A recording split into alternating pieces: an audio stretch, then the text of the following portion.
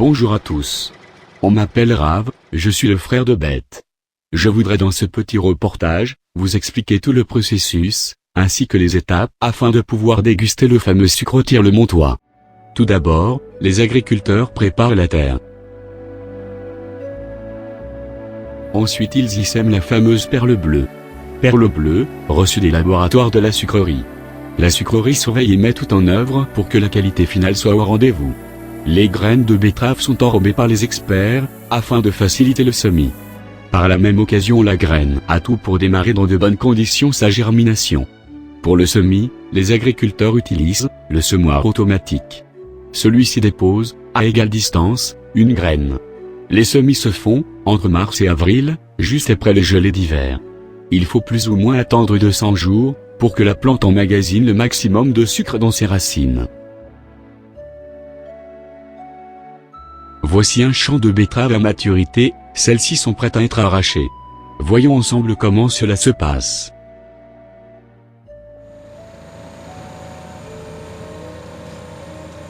Cette énorme arracheuse avance en position de crabe, afin de respecter au maximum la structure du terrain.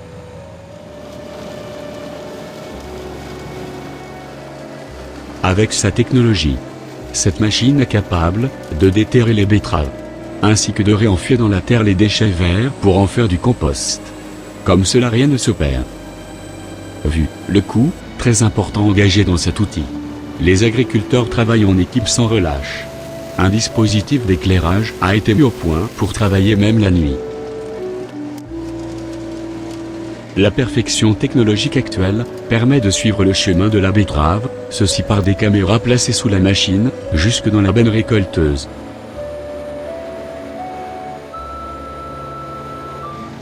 Une fois la benne complètement remplie, nous nous dirigeons vers le tracteur qui attend la précieuse cargaison. Une vis, sans fin, et l'aide d'un tapis roulant, se charge de remplir la remorque.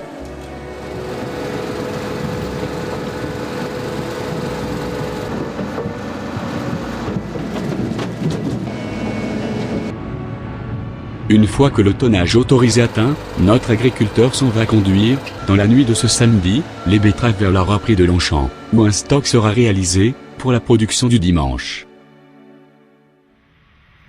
Le lendemain, nous sommes sur la vaste plaine de la râperie de Longchamp, où attendent d'être prises en charge des milliers de tonnes de betteraves. Un bulldozer muni d'un bras énorme pousse les betteraves dans le caniveau convoyeur. Celui-ci va diriger ces jolies demoiselles vers la laverie.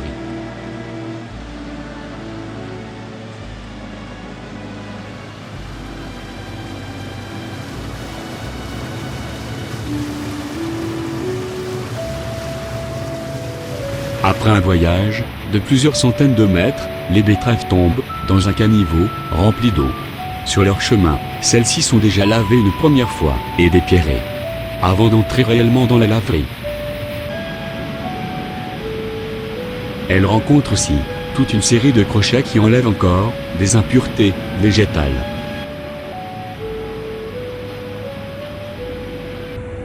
Ces impuretés sont redirigées vers les aliments pour bétail. Maintenant toutes propres, les betteraves sont envoyées par tapis dans le bâtiment à côté, où elles vont pouvoir être découpées en fines lamelles, que l'on appelle cossettes.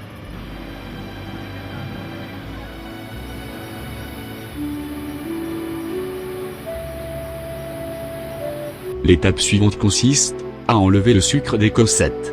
Dans des grands cylindres rotatifs, sous la pression d'un jet d'eau très fort, nous allons traverser les cossettes, comme si celles-ci remontaient les chutes du Niagara. En chimie, cela s'appelle la diffusion. L'eau qui les traverse devient de plus en plus sucrée. On la récolte d'un côté. De l'autre on récupère les cossettes, que l'on presse pour retirer le restant de sucre. Le reste devient de la pulpe pour le bétail. Les agriculteurs font un balai incessant entre l'arrivage des betteraves et la reprise des pulpes, dont le bétail est si friand. Tout cela demande un nombre d'heures de travail assez colossal.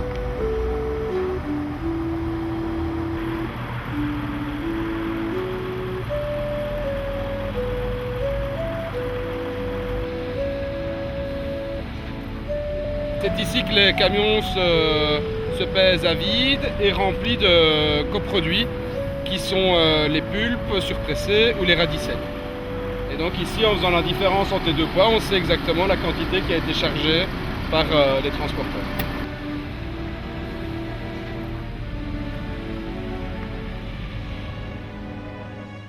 Bien. Petit rappel. Lors de la diffusion, le jus sucré a été prélevé des Cossettes. Ce jus est envoyé de Longchamp à la raffinerie de Ouanze. Ceci se fait par deux pipelines qui ont une longueur de 27 km. Il y en a deux, car dans le jus, il y a 80% d'eau. Cette eau reviendra, après l'évaporation effectuée à Ouanze. C'est derrière ces bâtiments, que le processus continue. Il y a encore des tests de qualité, permanents. Le jus à ce moment n'est pas encore très clair. La solution est d'ajouter de la chaux et du gaz carbonique. Ainsi, les impuretés vont s'agglutiner entre elles. L'étape de l'évaporation peut commencer. Celle-ci consiste à envoyer le jus dans une première colonne fermée, chauffée par de la vapeur à très haute pression. Puis dans une deuxième, une troisième, une quatrième, avec une pression toujours plus faible. Cela est très économique, car l'eau qui s'évapore de la première chauffe la deuxième, et ainsi de suite. Pour concentrer encore plus le sirop, on continue à le faire cuire dans des cuves sous vide. Petit à petit, des cristaux de sucre se forment. On appelle cela la masse cuite. Après, le sirop passe dans des centrifugeuses où l'on récolte le sucre cristallisé. Ensuite, pour finir, il y a le séchage. Avant de se retrouver confortablement chez soi.